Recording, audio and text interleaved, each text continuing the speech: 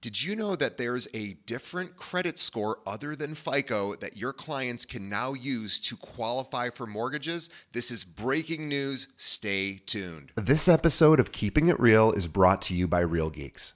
How many homes are you going to sell this year? Do you have the right tools? Is your website turning soft leads into interested buyers? Are you spending money on leads that aren't converting? Well, Real Geeks is your solution. Find out why agents across the country choose Real Geeks as their technology partner. Real Geeks was created by an agent for agents. They pride themselves on delivering a sales and marketing solution so that you can easily generate more business. Their agent websites are fast and built for lead conversion with a smooth search experience for your visitors. Real Geeks also includes an easy-to-use agent CRM. So once a lead signs up on your website, you can track their interest and have great follow-up conversations. Real Geeks is loaded with a ton of marketing tools to nurture your leads and increase brand awareness. Visit realgeeks.com/keepingitrealpod and find out why realtors come to Real Geeks to generate more business. Again, visit realgeeks.com/keepingitrealpod. And now, onto our show. Today's episode is brought to you by Corded.io.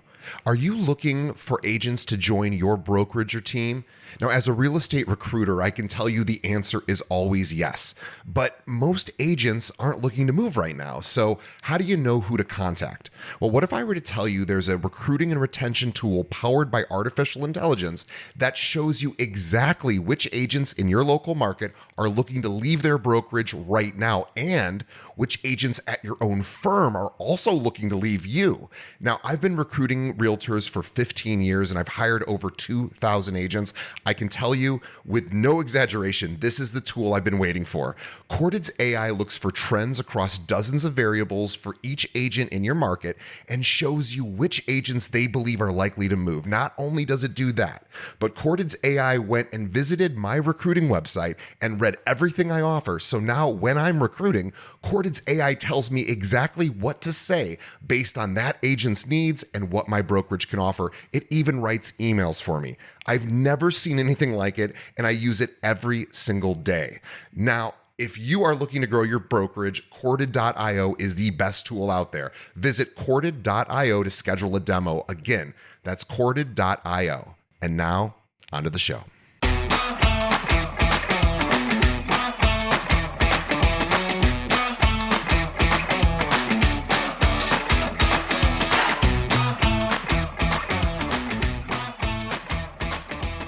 Welcome to Keeping It Real, the largest podcast made by real estate agents and for real estate agents. My name is DJ Paris. I am your guide and host through the show. Today is our monthly series, Learn with a Lender, with Austin Clarence from Nexa Lending. I am going to introduce Austin right now if you're new to the show. So Austin Clarence, he's a top producing mortgage loan officer and investor financing specialist.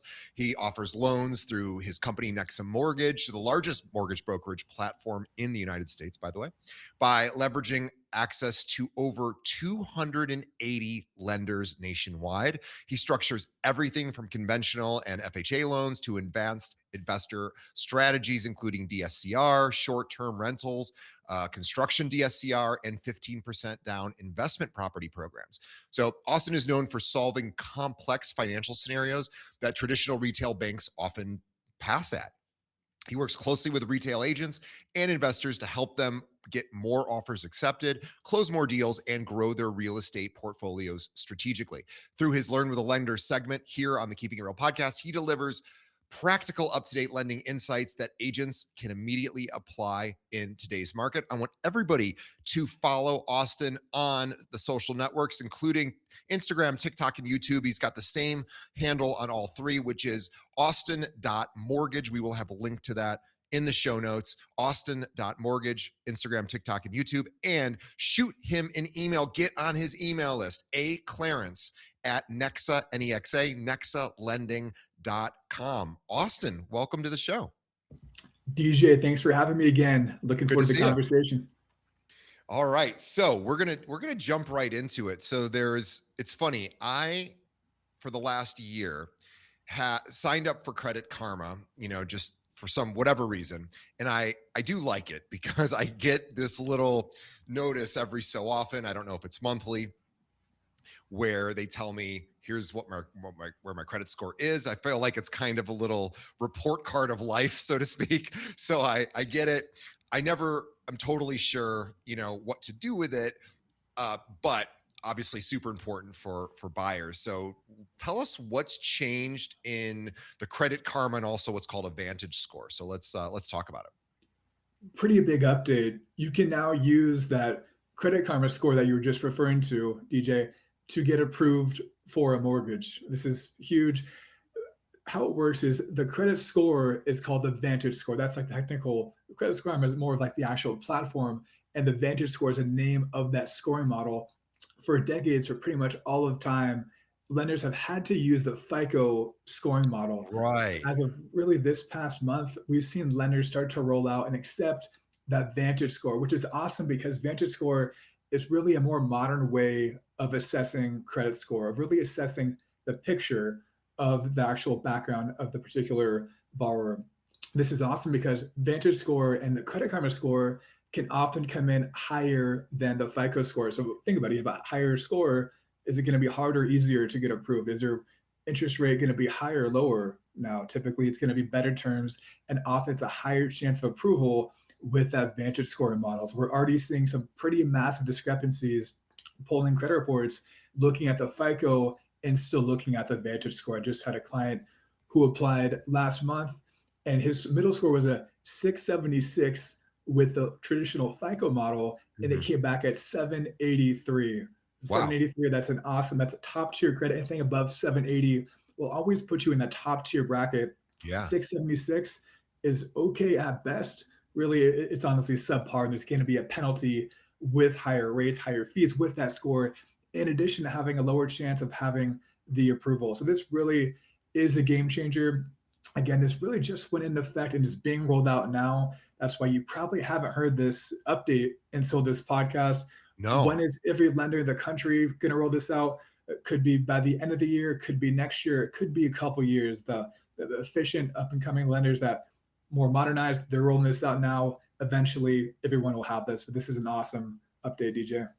Yeah, it's so interesting. I never really understood what my Credit Karma score represented. I always knew that it did trend higher than my FICO score. And what's weird about FICO is, and maybe Credit Karma doesn't fluctuate as much. I'm not sure, but I don't take on new credit cards. I have a pretty consistent, sort of loan to value situation in my finances.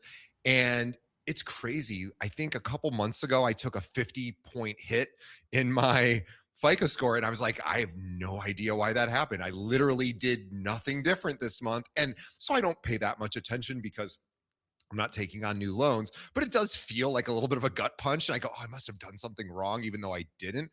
So I'm never sure how to really, even track FICO. But I imagine you were getting probably before this news, people were sending you Credit Karma scores and you were like, wow, we can't really use these. So now you can actually use them.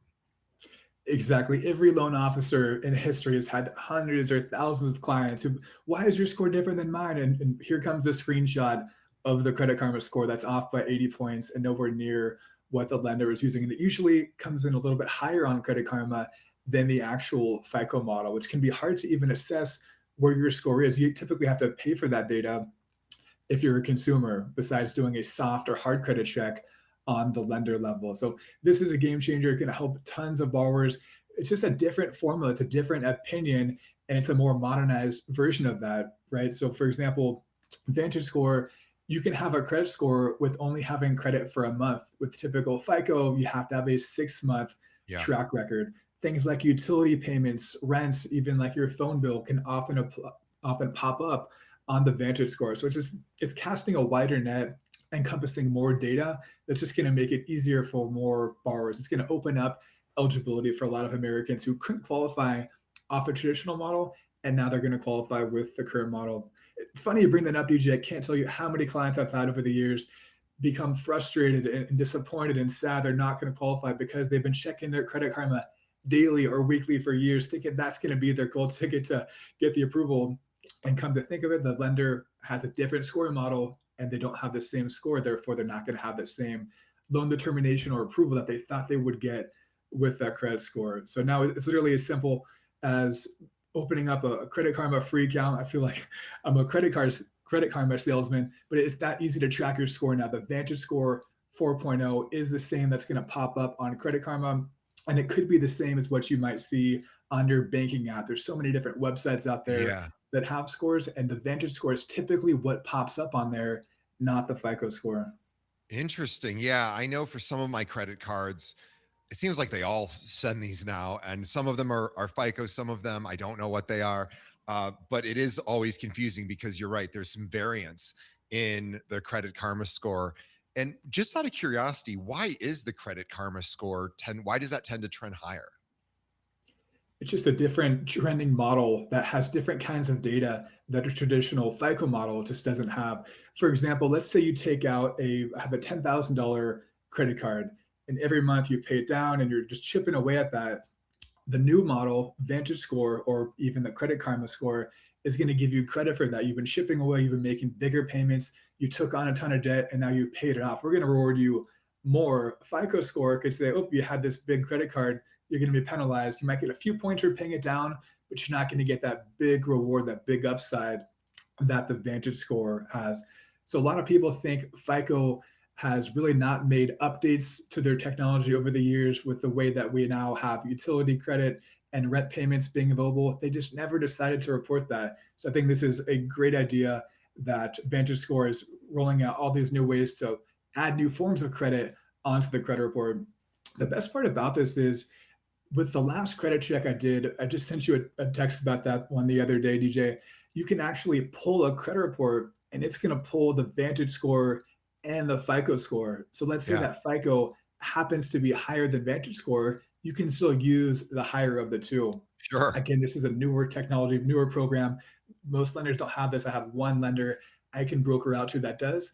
Is this always going to be a game changer? Is this always going to be how you can make a denied loan approved? No, but it's just another good option to have in that back pocket because those smaller credit differences can sometimes make the difference between being approved and not being approved. Yeah, it's so cool. And so I guess the action step for our listeners is if you have, well, you should just do this with all your clients, I guess, all the buyers who are taking on loans, have them set up a Credit Karma account and start utilizing their score, seeing if it's higher. You can obviously apply that when you're getting your next next loan, or if it's lower then you can use the FICO score. So just another arrow in the quiver, I guess. That's really exciting. Exactly. And if you guys, everyone listening to this podcast, if you've had a client who maybe had the income, they had the cash, but it was just the score was too low, that was the reason they were not approved. This can literally be the difference between them being approved and not being approved. So if you're already working with a mortgage broker who has a lot of options, reach out to them and have them check again. If you had another loan officer that works at a retail platform that doesn't have the brokerage options, again, this small little difference can sometimes be the difference between getting approval and not getting approval. So just listen when you speak with your loan officer or your client of why they were turned down or maybe why they weren't pre-qualified for that higher price point. If they mention credit score being one of the main factors for that lower approval or not getting that approval, then definitely take a second look. You can reach out to myself or any mortgage broker who works with these institutions, have them do a check out the Vantage score, check out the FICO score. Worst case, it's going to be another opinion of what they potentially could be qualifying for, another opinion from another loan officer to see what's showing up on that report. Yeah, I see no downside to this. If I were a buyer's agent, I would be asking all of my buyers, regardless of even if the lender that they're choosing isn't utilizing this score now. I would say, you never know what's going to happen. We might need to get a backup offer from a different lender. Go ahead and let's get this Credit Karma score, in place for you. Because let's see, it might be higher, it might not be. We don't have to use it if we don't want to, but it's just another value add that an agent can bring to the table. And again, maybe the lender uses it, maybe they don't, but at least now you have this other opportunity. So this is huge. I did not know anything about this, so thank you. And I'm a Credit Karma user, and I didn't know. So that is pretty awesome. So thanks. So I imagine that's the action step, right? Just tell everyone to get their Vantage score and Credit Karma score and see what happens. Yup, now there's actually more credibility back into that Credit Karma score. So downloading the free app can't hurt, track your progress, see what's on there. And that score should be that score that lenders are now going to start using. Again, they're not going to all start using it overnight. It's going to be rolled out. I can do it. I've already had a client close with this program. Eventually, everyone's going to have it. But now you can finally lean on that Credit Karma score with more credibility and reliability, knowing it's not just some junk score where it's going to be off by 60 points and disappoint your client. It's actually going to hold up in underwriting once that lender does that credit check. Of course, the lender still has to complete that tri-merge credit report. You cannot just send a screenshot of your Credit Karma score. The point is we can now use that scoring model, but we're still going to have to pull our own report through Experian, Equifax, TransUnion, look at the FICO, look at the Vantage score, and then use the higher of those two scores. Yeah, I just pulled mine up just because I was interested in it. What's cool about Credit Karma by the way, if you're not familiar with Credit Karma, Intuit owns it. Intuit is that TurboTax? Is that Intuit? I know, yeah, I Or know Intuit owns Credit Karma. I think you might be right. TurboTax is part of the yeah, family. massive legitimate financial institution. So this is not some, wacky app that, is an online bank or something like that. They have this app is really cool because it also shows me my TransUnion and Equifax, and I like it. It just all shows it to me at once. So yeah, tell all of your buyers, let's get their Credit Karma score and talk to the lender. And if you don't have a lender that is currently accepting Credit Karma or Vantage Point scores, then let's talk to Austin and he can see about lenders that he has access to because he has access to almost 300 of them. And it's funny, Austin, here in Chicago, there's a lender that has been making a lot of waves over the last 10 years. And the reason is because they can shop rates around. And very few loan officers really do have that opportunity. It's a really significant opportunity because many loan officers work directly for the institution that they service, and that's the only rates, the only products that they have. And maybe they're great, maybe they're not, but they don't have the opportunity to really go out in the marketplace and see what's available. You have that, and with Nexa, I mean, you have the largest selection I've ever heard of. So I know I'm going to you for all of my future lending because I'll hopefully be able to refinance at some point because I had to give up my 3% rate, which we all got back in the 2021, 2022, but got the place I wanted and got a little bit of a higher rate than I wanted to pay, but oh well. But I'm going to bring it to you because at some point you could probably find me something better. So I'm gonna need you on this one. And by the way, if anyone out there has clients that need lending opportunities, please reach out to Austin. He'll find great stuff for you. All right, let's switch gears. Let's talk. I want to talk a little bit about sort of young buyers, right? So let's just get into this because there's a huge swath of young buyers right now who aren't really building credit, and I know our agents are running into this a lot. These are people that they're paying their bills. They're not necessarily taking on massive debt, but they've never had traditional credit accounts, and so if one of our agents runs into somebody like this, it's going to be obviously hard to get a loan. What would you recommend to some of these? And this is a massive amount of people. It's like 33 million people or something do not have a traditional credit sort of history.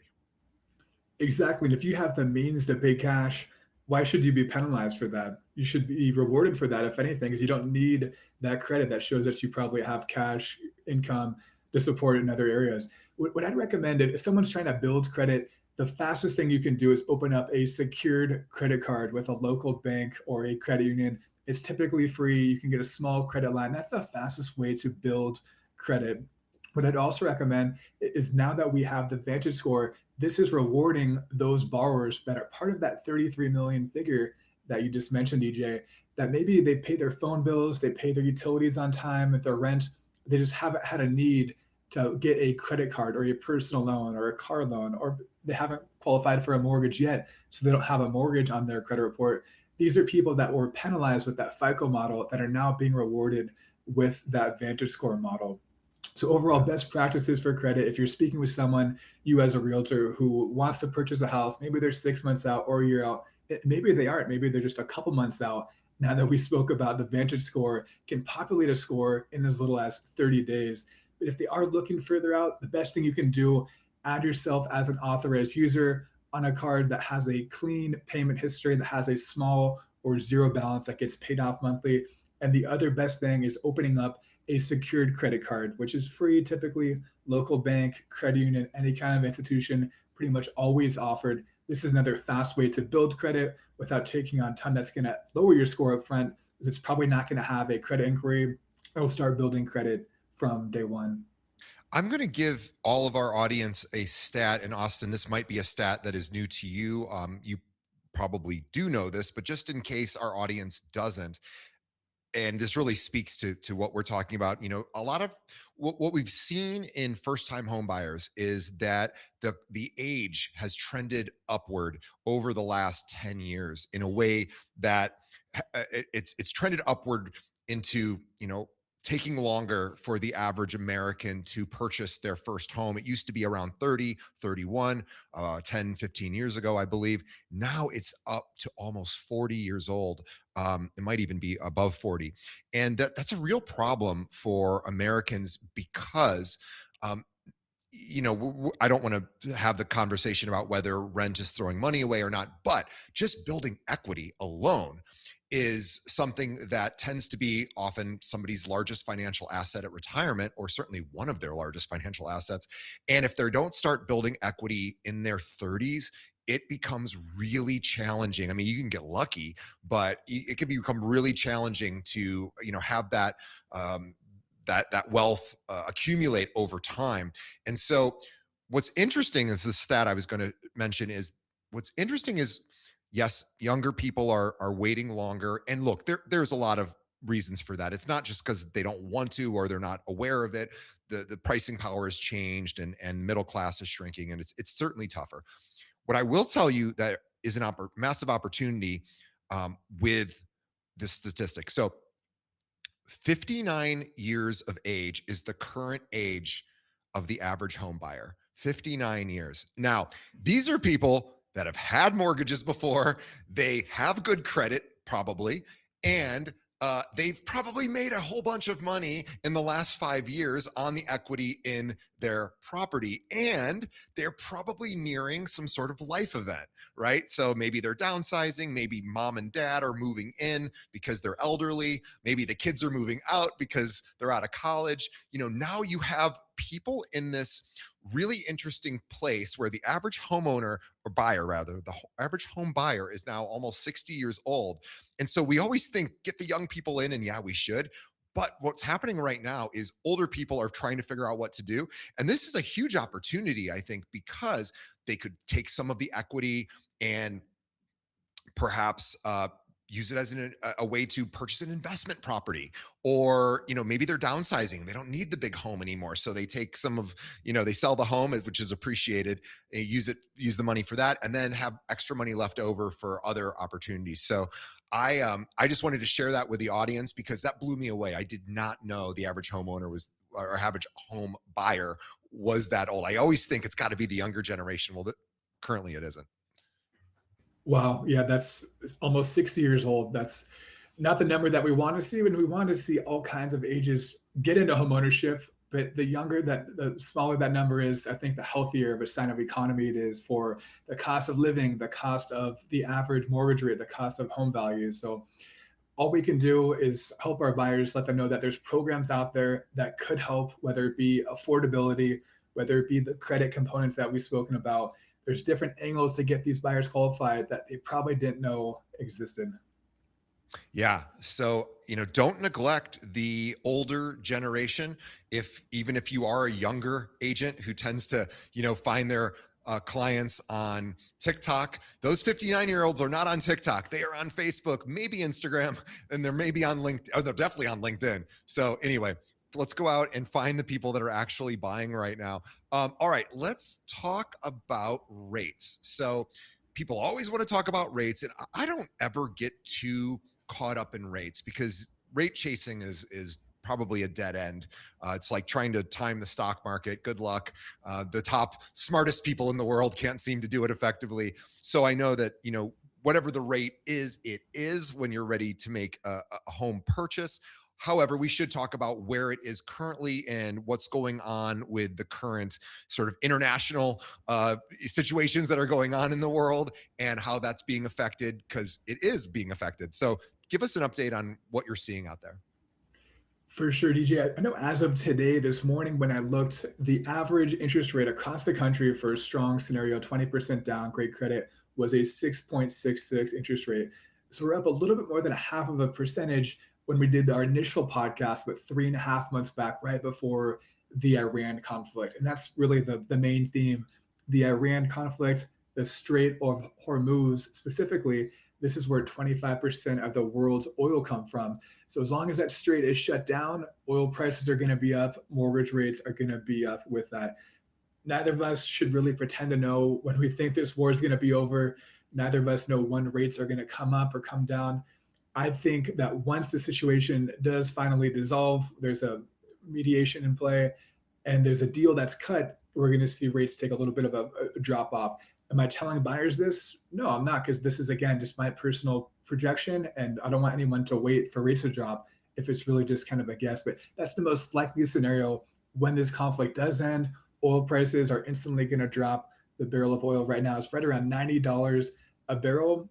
We're going to see oil drop, and we're going to see mortgage rates drop with that, because the number one factor for mortgage rates is always inflation, the cost of living, with Right. rent and oil and gas being one of the main components of the Fed's preferred inflation index of PCE and CPI. So as we see oil finally come back down to earth, we're going to see rates come back with that. I think it could be pretty sudden if there's a true deal that's finally cut and the investors in market expect the word of the White House to actually hold up with a deal. I think we're going to see a lot of improvement with interest rates. We've seen rates really vacillate up, down, and up over about a quarter of a rate over the past 45 days or a couple of months or so. Again, if we see worse inflation, if this conflict gets exacerbated, we could see rates tick up. I think the most likely scenario, just between us on a professional conversation, is we're going to see rates come back down a little bit more when this conflict finally is resolved. Yeah, and we should also mention too, there's a new Fed chair, Kevin Warsh. He's in, and people think, well, he's a Trump appointee, so Trump wants rates cut, so that's what's going to happen. But and I have to acknowledge, I just learned this about 2 or 3 months ago myself, so I imagine a lot of our listeners maybe don't know it. The Fed chair himself, or herself, in this case, it's himself, cannot cut rates on their own, right? There's a 12-person committee. I don't think he's got the votes right now to do it. So I actually made a video about this just recently saying, hey, you think maybe it could be a cut coming. I think the opposite. I don't think there's cuts coming, but again, anything can happen. Nobody knows that. Literally, I talked to the top analyst for the National Association of Realtors, who's largely considered one of the smartest minds in the country when it comes to interest rates, and he says, I have no idea. So it's one of those things that, again, don't worry about chasing rates. What you really want to do is talk about the actual payment. Nobody really cares about the rate. They care about what the number is they're writing on that check to the lender every month to be able to live in that home. And if you can get somebody to do it at 6.6%, by the way, my current rate is around there as well. And, I was able to do it, thankfully. And, boy, what a great situation. I don't think 3% is coming back. I certainly, that would be a wonderful day for me, but I don't think that's going to happen. And I think the 3% rates really caused a huge problem in this country, because now we have people that are handcuffed with these sort of golden handcuffs of, I don't want to give up that rate, right? So it's been real problematic, I think, for people who are sitting on these amazing 30-year fixed during the pandemic when we all refinanced. So yes, so is the Fed going to cut rates? We don't know. There's a new chair. It's a Trump appointee. We hope there's some Fed cut rates coming, but don't expect that. There's also the Iran situation, as Austin said. So what do you say, Austin? I would love to hear, what do you tell somebody about kind of what they should expect? And again, not with rates themselves, but how to think about rates. And I think the easiest way is always to bring it back to what that rate does. It brings your monthly payment up or down. That's the one thing that we really should be focused on. If you make it about the payments, then you can always find a different way to structure that loan creatively where your payments can be within your comfort zone. If you just talk about rate, that's market, that's something that we cannot control.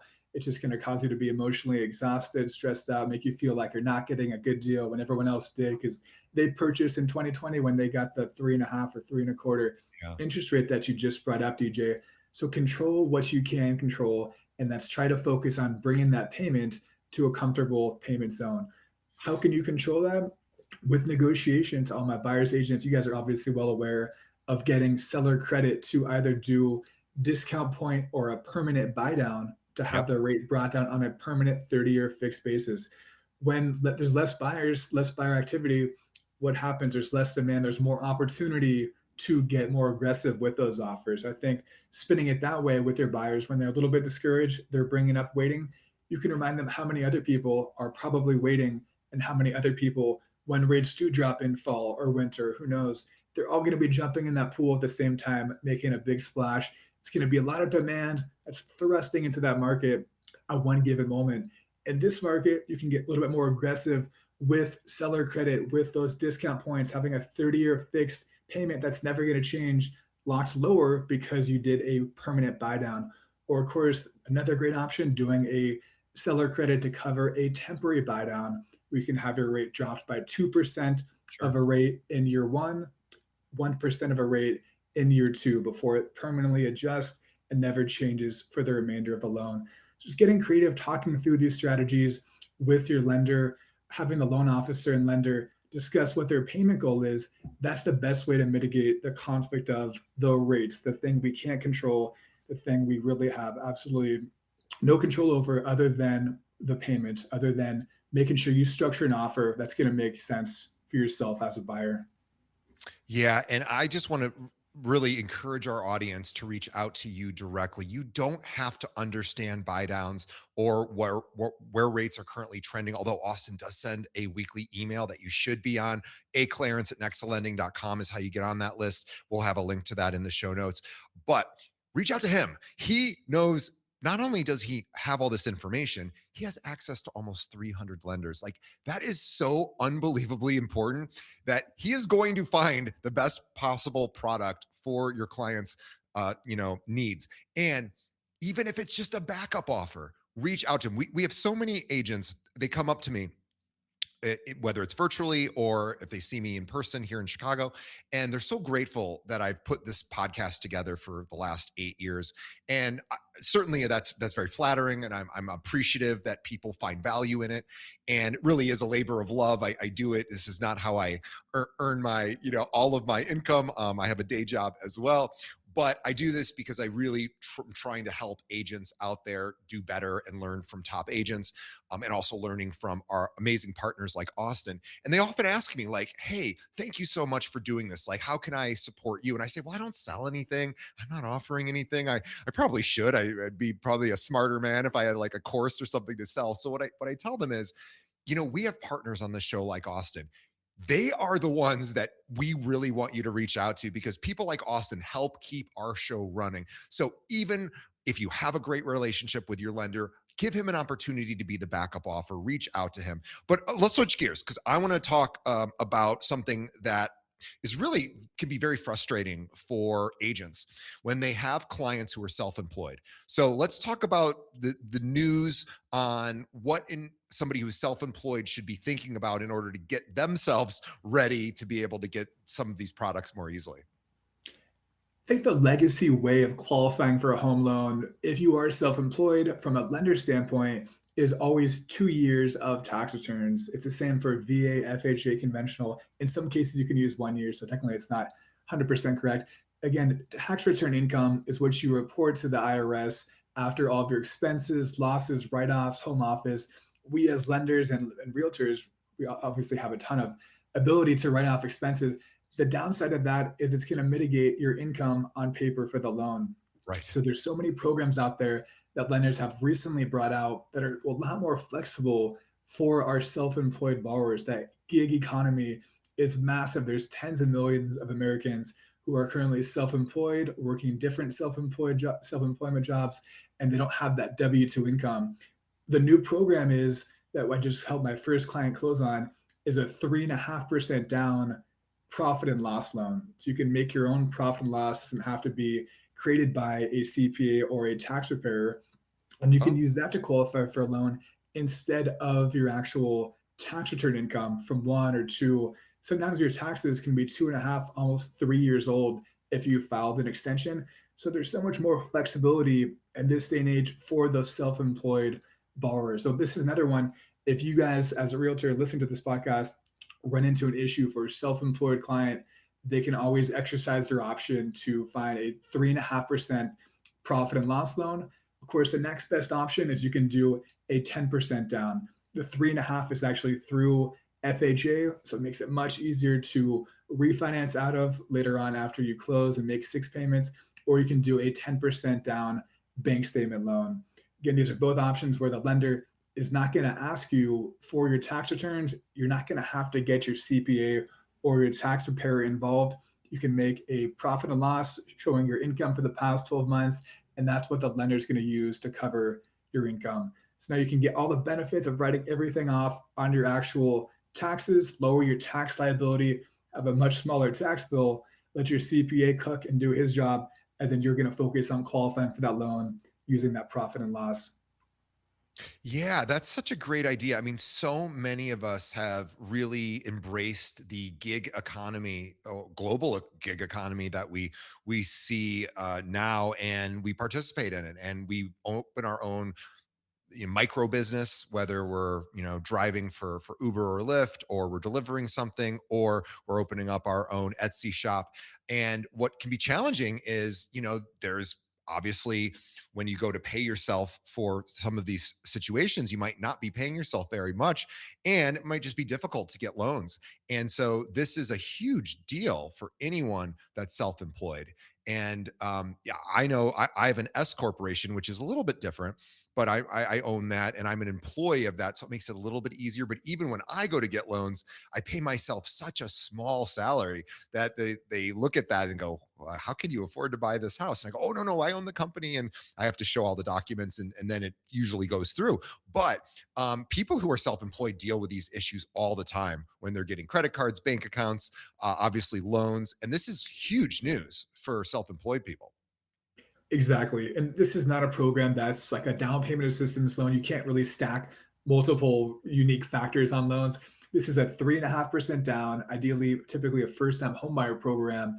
You can purchase using a profit and loss that you personally created without having a professional create the document, which typically Yeah. costs hundreds or thousands of Yeah. dollars to have a CPA audit. So, a great way to be able to write off all of your taxes. It's a more flexible way to qualify for a loan in 2026. It's great to see lenders are finally easing up, understanding the nature of how Americans are actually getting paid, the nature of how they're receiving income, and creating a mortgage product that actually resolves that issue, that works to their needs, understanding the nature of their income. So it's great to see tons of lenders are constantly rolling out new programs. Bank statement loans have been around for years. That's a similar concept, looking at just the income going into the account, averaging all the deposits from the source, the actual business. The profit and loss is a smaller down payment, just 3.5% regular FHA loan. Again, the one difference is how that income is assessed by the underwriter with that profit and loss statement. Yeah, there's so many self-employed people who just run into these issues, and now there's this really cool option to create. And if you don't know how to create a P&L, and or you certainly as an agent, you might be self-employed, right? That's very common for agents. This could apply to you as well. But I always think, if you don't know how to, if you don't have a CPA, and you're new to owning your own business, and you don't have those kind of skills, chat gpt is your friend, right? It can do this, certainly all the AI systems. So get a P&L together, bring it to Austin. He'll tell you what he needs for his lenders. And now you have some opportunities that you didn't have before. Um, Austin, so I wanted to let's give our listeners some homework. What do you think sort of is the action steps for this month? I think in terms of finding your next deal that's going to close with the opportunities that you currently have in front of you, letting buyers know who you've spoken with in the past. Maybe they were in a credit repair program, they weren't quite qualified. Letting them know, how does your Credit Karma score look? Did you know some lenders now accept that Credit Karma score? Getting some of those older buyers off the sideline, this can be a great touch point to rekindle that conversation with those buyers, just understanding what their hurdles are with their qualifications. If nothing else, it's a great touch point. A worst case scenario, nothing comes of it. Best case scenario, you identify a need or a concern that they had that another lender gave them that might allow them to actually be qualified for a loan. When someone brings up their concern about where rates are, remember, bring it right back to that payment, the one number that actually matters, not some percentage that you're seeing online.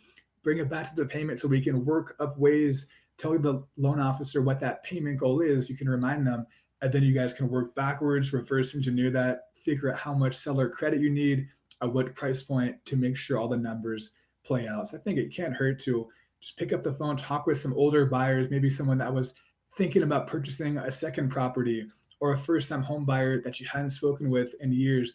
What I've seen so far using this VantageScore touch point has been an amazing excuse to get in front of buyers that hadn't spoken in front of in a little while. And if nothing else, now they can download Credit Karma. It's free, cheap, easy. Now they can check their score that a lender would actually use when they go to qualify for a house. Yeah, those are great. And let's remember the statistic I mentioned, Austin briefly mentioned it, that, the average home buyer is trending older. So they're 59, and these are people. Well, it's actually one thing I didn't mention, which is wealth transfer is also happening. So these are people whose parents are elderly and are starting to pass away, and of course that income, or sorry, the uh, the assets of those elderly parents are most likely going to filter down to these older children who are now, nearing retirement themselves. So you have this huge influx of cash to the people that are buying homes right now. So yeah, maybe they can pay all cash for their next property because they just made a bunch of money on the home they've owned for the last 20 years. But they also have friends that have made a lot of money in real estate investing, and they've not yet done it.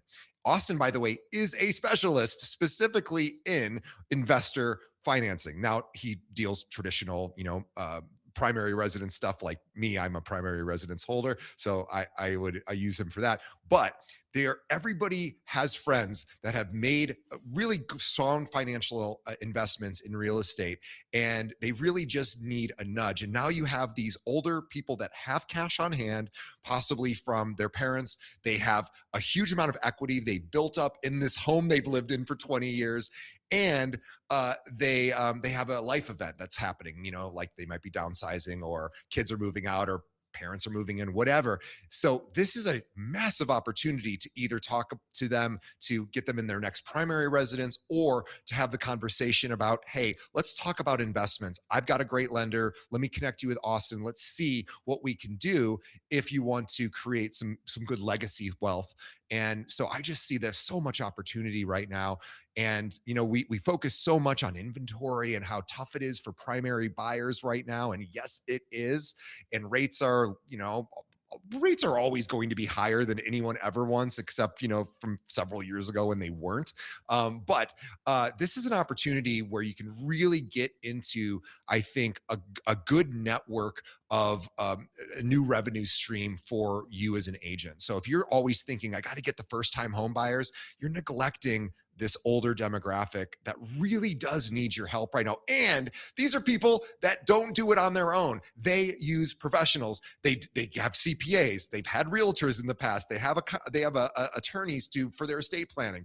They need you. Younger generation often feels, well, maybe I don't need a realtor. I'll do it on my own, right? These are people that like paying for service, and they don't have all the answers, and they're not as tech savvy as you are. So let's reach out to those older clients or those older people in our community, make friends with them. And a lot of them are really, the business is up for grabs. We often think, well, they have a realtor in the past.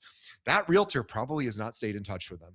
The numbers are staggering for it's like 85% of realtors do not touch base with their client after a sale. Or they touch base once in the next 12 months and then that's it. That's 85%. So trust me, these relationships aren't that strong. Reach out to find these people, bring them to Austin. He will find great products and services for them. And, you will be seen as the hero. So Austin, what a great episode today. I learned a lot. The Credit Karma VantageScore thing was amazing. Uh, the P&L situation for business owners is exciting, and also just getting our grounded thoughts about rates. So thank you so much as always. Tell us about the email that you send out weekly for agents. Every Wednesday, we fire off a weekly intelligence newsletter. You guys are more than welcome to ping me on social media or email me. Again, all my social is just austin.mortgage, including my YouTube channel, where I mainly talk about DSCR rental loans. I try to give important updates summarizing what's happening with rates, any new programs. I like to keep it short and sweet, not a boring newsletter. So ping me, shoot me an email, aclarence@nexalending.com. Or if you don't want to write down my email, you can just remember austin.mortgage on pretty much every social media platform. You can just shoot me your email. Let me know you want me to add you to that newsletter. And if you ever want any other customized information or a marketing flyer, any other information on how these programs work, on how this program can benefit a particular client, even if it's a state I happen to not be able to do business in, please ping me whenever. Don't ever feel like you're bothering me. Yeah, Austin, I have worked with a lot of different providers over the years on this show and in the brokerage that I work for, which is called Kale Realty here in Chicago. And I will tell you, I have had, because we have 800 agents at our own firm here locally in Chicago, we get a lot of calls from lenders that say, I want to get in front of your agents. And we are like, oh, it's so hard to know who's a good lender and who isn't. I will tell you, Austin is amazing. He just is the one we've chosen to represent Keeping It Real here on the podcast. So please give him an opportunity on your next deal. He would love to be that backup offer. If you already have a good relationship with an LO, he wants to be the backup. And if you don't have a backup, reach out to him anyway, because he would love to be the primary, but give him an opportunity, see what he can do. He's a great guy. He brings so much value to our show, and we want to see his business continue to improve because we want him on the show for the rest of the time that we're on the show. So Austin, thank you once again for bringing some amazing conversation value to our audience. We appreciate you on behalf of the audience, on behalf of Austin and myself. Thank you to the audience. As always, the best way you can help us is not only by reaching out to Austin, but by telling a friend about this podcast. Shoot him a link, let him know about Keeping It Real, and we would we'll always appreciate that. And leave us a review if you're listening to us on iTunes or Spotify or wherever you're checking us out. We love to hear how you're doing, and shoot Austin a direct message. Ask to be on his on his email list. You can find him austin.mortgage, Instagram, TikTok, YouTube. He's all over the place, or just message us. We'll have all this stuff in the show notes, so you can just click. And Austin, thank you once again. We will see everybody on the next episode. DJ, thank you for having me on. See you next time. Appreciate you.